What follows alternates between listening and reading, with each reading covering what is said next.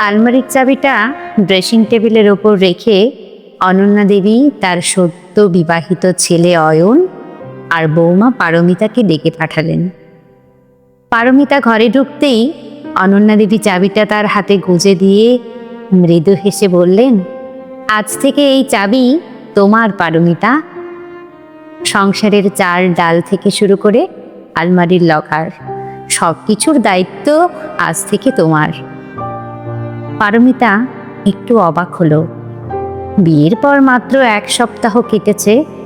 সাধারণত এই সময়ে শাশুড়িরা চাবির গোছা নিজের আঁচলেই বেঁধে রাখেন, সেখানে অনন্যা দেবী নিজেই সব তুলে দিচ্ছেন।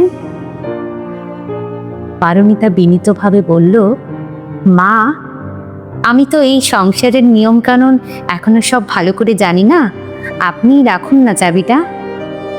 অনন্যা দেবী ওর মাথায় হাত বুলিয়ে বললেন, না মা, এই ঘরটা এখন তোমার আর অয়নের। আমি এখন থেকে এই সংসারে কেবল একজন অতিথি হিসেবে পরামর্শ দেব, কোনো হুকুম করব না। পাশের বাড়ি থেকে এই দৃশ্য দেখছিলেন অনন্যা দেবীর ননদ মালতী দেবী।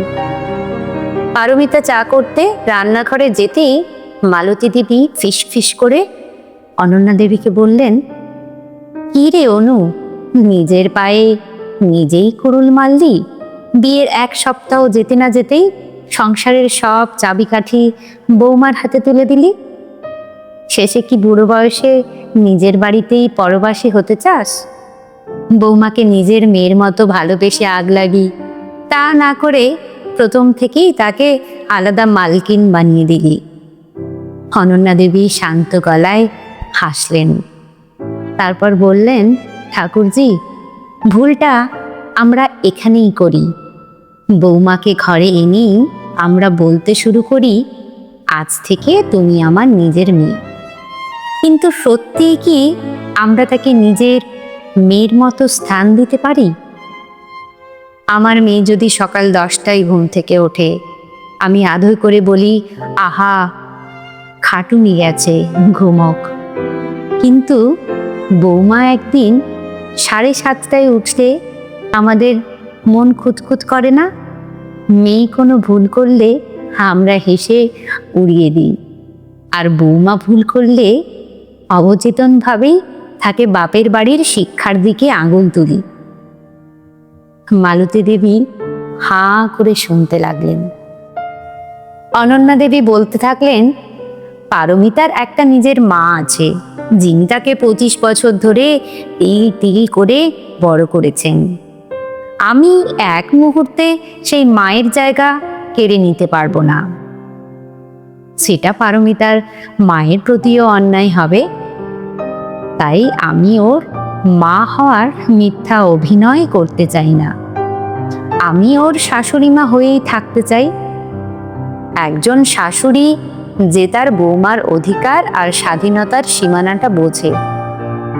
অনন্যা দেবী আরও বললেন, আমি চাবিটা দিয়ে ওকে পর করে দিইনি ঠাকুরজি, বরং ওকে এই বাড়ির আসল অধিকারটা দিয়েছি। ও যদি নিজের মতো করে সংসারটা সাজাতে পারে, তবে ও এই বাড়িটাকে নিজের ভাববে। জোর করে মা হওয়ার চেয়ে একজন সহনশীল ও বন্ধুভাবাপন্ন শাশুড়ি হওয়া অনেক বেশি সম্মানের। দরজার আড়ালে দাঁড়িয়ে পারমিতা ট্রে হাতে চায়ের কাপ নিয়ে সব শুনছিল। তার চোখ দুটো জলে ভরে এলো। সে বুঝতে পারল, যে শাশুড়ি প্রথম দিনই মা হওয়ার বড় বড় দাবি না করে একজন অভিভাবক ও বন্ধুর মতো তার আত্মসম্মানকে মর্যাদা দিতে জানেনি, তার চেয়ে আপন আর কেউ হতে পারে না। সে রান্নাঘর থেকে চায়ের কাপ হাতে নিয়ে এসে অনন্যা দেবীর পায়ে হাত দিয়ে প্রণাম করল।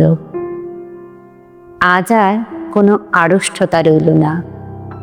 এক অদ্ভুত শ্রদ্ধায় মনটা ভরে গেল তার।